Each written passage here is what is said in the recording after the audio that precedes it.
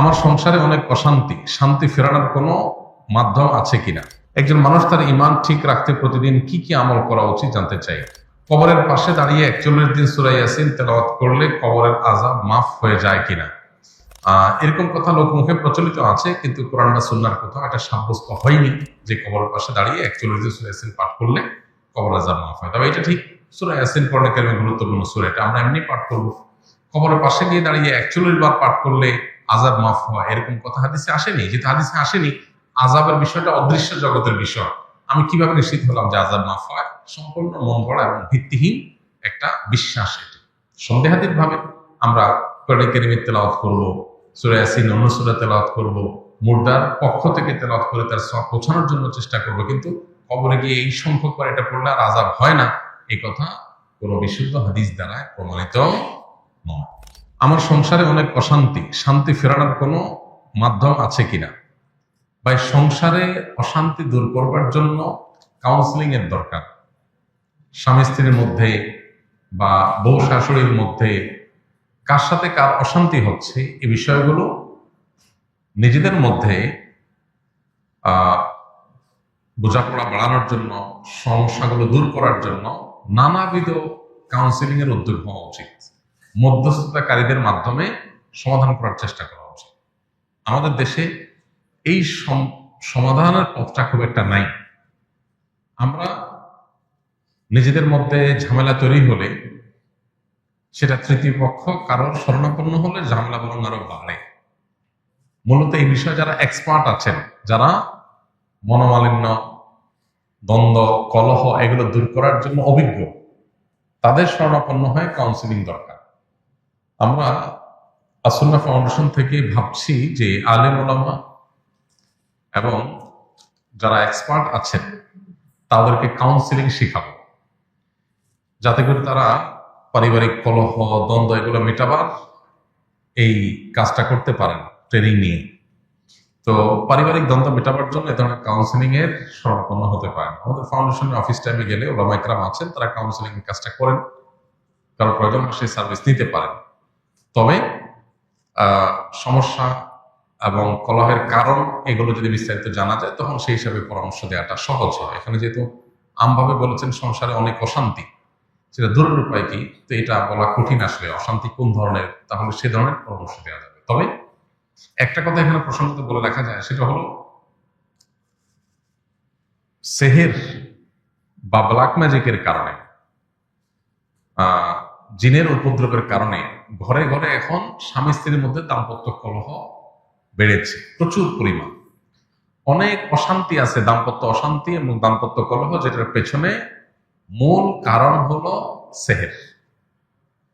স্বামী স্ত্রী দুজনেই ভালো, কোনো অসুবিধা নাই, সামান্য বিষয় নিয়ে তারা তাদের মধ্যে তুলকালাম হয়ে যায়, প্রচন্ড রকমের যুদ্ধ শুরু হয়ে যায়, ঝামেলা শুরু হয়ে যায়। তো এই যে সমস্যাগুলো, এই সমস্যাগুলো তৈরির পেছনে অনেক বড় ভূমিকা থাকে সেহেরের, ব্ল্যাক ম্যাজিকের। যদি ঠিকমতো রুকিয়া করা হয়, ঝাড়ফুঁক করা হয় শরীর সম্মত উপায়ে, তাহলে এটা সমাধান হয়। এই জন্য এই ধরনের সমস্যা, এরকম কোন স্পিরিচুয়াল সমস্যা আছে কিনা সেটা বের করা দরকার। এটার জন্য কোনো রাখি দিয়ে রুকিয়া করা যেতে পারে। পাশাপাশি একজন ব্যক্তি আল্লাহর রাস্তায় শহীদ হলেন, কিন্তু এই ব্যক্তি বহু মানুষের হক নষ্ট করেছেন, তাহলে তিনি কি শহীদি মর্যাদা পাবেন? বান্দার হক আল্লাহ তাআলা মাফ করবেন না, কারণ বেলাই না। অতএব কেউ আল্লাহর রাহে গিয়ে জীবন বেরিয়েছেন, এটা ভালো কাজ হলেও তিনি যে মানুষের হক নষ্ট করেছেন, সেটা খুবই গর্হিত কাজ, খুবই জঘন্য কাজ এবং খুবই গুনাহের কাজ। সেটার জন্য তার তওবা করতে হবে এবং তার পক্ষ থেকে তার ওয়ারিসরা অন্যের হক যেগুলো তার কাছে পাওনা আছে সেগুলো পরিশোধ করার উদ্যোগ নিতে হবে। তারপর আশা করা যায় আল্লাহ তাআলা তাকে মাফ করবেন। তবে কোনো কোনো বান্দা, তাদের প্রতি আল্লাহ তাআলা সন্তুষ্ট হয়ে গেলে তাদের বান্দার হকগুলোকে আল্লাহ তাআলা আদায় করে দেন কিয়ামতের ময়দানে। বিভিন্ন হাদিস থেকে সেটা বোঝা যায়। তাদেরকে সন্তুষ্ট করে আল্লাহ তাআলা ওই ব্যক্তিকে দায়মুক্ত করেন। এটা এক্সক্লুসিভ ইস্যু। একজন মানুষ তার ঈমান ঠিক রাখতে প্রতিদিন কি কি আমল করা উচিত জানতে চাই। আমাদের ঈমান যেন ঠিক থাকে, ঈমান যেন অটল অবিচল থাকে, ঈমান যেন নষ্ট হয়ে না যায়, সেজন্য ঈমানের পরিচর্যা করতে হয়, ঈমানের নবায়ন করতে হয়। প্রথমত ঈমান সম্পর্কে আমাদের প্রচুর পড়াশোনা করা দরকার। ঈমান নিয়ে বহু বই পুস্তক আছে, বাংলায় অনেক সুন্দর সুন্দর বই আছে ইমান নিয়ে। একটা বই আছে ইমান সবার আগে, আব্দুল মালিক সাহেবের বই, আরো বেশ কিছু বই আছে। তো এই ইমান নিয়ে আমাদের বইগুলো পড়া দরকার। কিতাব তাওহীদ আছে, বাংলা অনুবাদ হয়ে গেছে। তারপর তাকওয়াতুল ঈমান আছে, বাংলা অনুবাদ হয়ে গেছে।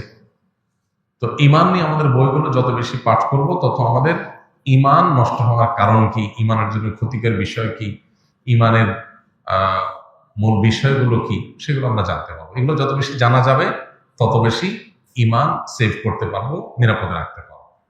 দ্বিতীয়ত, ঈমানকে ধরে রাখার জন্য, ঈমানের উপরে অটল অবিচল রাখার জন্য, ঈমান যেন নষ্ট হয়ে না যায়, ঈমান যেন ভঙ্গ হয়ে না যায়, সেজন্য আমাদেরকে বেশি বেশি কোরআনে কারীমের তিলাওয়াত, আল্লাহর আয়াত, আল্লাহর নিদর্শন, কুদরত, এগুলো নিয়ে গবেষণা, চিন্তা, ভাবনা করতে হবে। আল্লাহ বলেছেন ওয়াইদা তুলিয়াত আলাইহিম আয়াতুহু জাদাতহুম ঈমানা। আল্লাহর আয়াত যখন পাঠ করা হয়, তখন তাদের ঈমান বৃদ্ধি পায়। এজন্য কোরআনে কারীমের আয়াত তেলাওয়াত করা, অর্থ সহকারে বোঝা, আল্লাহর কুদরতগুলো নিয়ে চিন্তা গবেষণা করা, এগুলো মানুষের ঈমান বৃদ্ধিতে সহায়ক হয়। পাশাপাশি ঈমান সংরক্ষিত রাখার জন্য কিছু দোয়া নবীজি শিখিয়েছেন, যেমন রব্বানা লা তুযিগ কুলুবানা বা'দা ইয হাদাইতানা ওয়া হাব লানা মিন লাদুনকা রাহমাহ ইন্নাকা আনতাল ওয়াহ্হাব। এটি কোরআনে কারীমের একটা দোয়া, যার অর্থ হলো, হে আমাদের রব, আমাদেরকে আপনি হেদায়েত দেওয়ার পর অন্তরগুলোকে আর বক্র করে দিবেন না, বিভ্রান্ত করে দিবেন না। আপনি সবকিছু দানশীল, সবকিছু দান করে থাকেন। এখানে ঈমান যেহেতু আপনি দিয়েছেন আল্লাহ, আর আমি যেন বেঈমান হয়ে না যাই, আমি পথচ্যুত হয়ে না যাই, এই জন্য আল্লাহর কাছে দোয়া করা হয়েছে। এটা গুরুত্বপূর্ণ একটা বিষয়। অনেকেই আছেন ঈমানদার হয়ে পৃথিবীতে জীবন যাপন করেন, দুনিয়ার জীবন কাটান, কিন্তু একটা সময়, আল্লাহ মাফ করো, ট্র্যাক চেঞ্জ হয়ে বেঈমান হয়ে নষ্ট হয়ে যাবে। বিশেষ করে গোটা পৃথিবীতে কিয়ামত যত নিকটবর্তী হবে, ঈমান ধরে রাখা তত চ্যালেঞ্জিং হবে, তত টাফ এবং কঠিন হবে। কারণ ঈমান নষ্ট করার জন্য হাজারো আয়োজন আছে, যেটাকে আমরা আমাদের জন্য উন্নতি, অগ্রগতির বিষয় মনে করি। তার অনেক কিছুই আছে যেগুলো আমাদের ঈমান হরণকারী বিষয়, মূলত শয়তানের দূরবর্তী প্ল্যানের অংশ। এই জন্য আল্লাহর কাছে পানা চাওয়াটা হলো ঈমান রক্ষা করার জন্য সবচেয়ে কার্যকর উপায়। আল্লাহ যেন হেফাজত করেন, সেজন্য দোয়া করতে থাকতে হবে। আল্লাহ আমাদের তৌফিক দান করুন। আমি নিজের জীবনের কোনো লক্ষ্য ঠিক করতে পারছি না, কোনো কিছুতে ফোকাসড থাকতে পারছি না, সবসময় ডিস্ট্র্যাক্ট হয়ে থাকি, আমার জীবনের উদ্দেশ্য খুঁজে পাই না, করণীয় কি? দেখুন, এই যে অস্থিরতা, এই যে ব্যাকুলতা, এটা মূলত আল্লাহর স্মরণ না থাকার কারণে।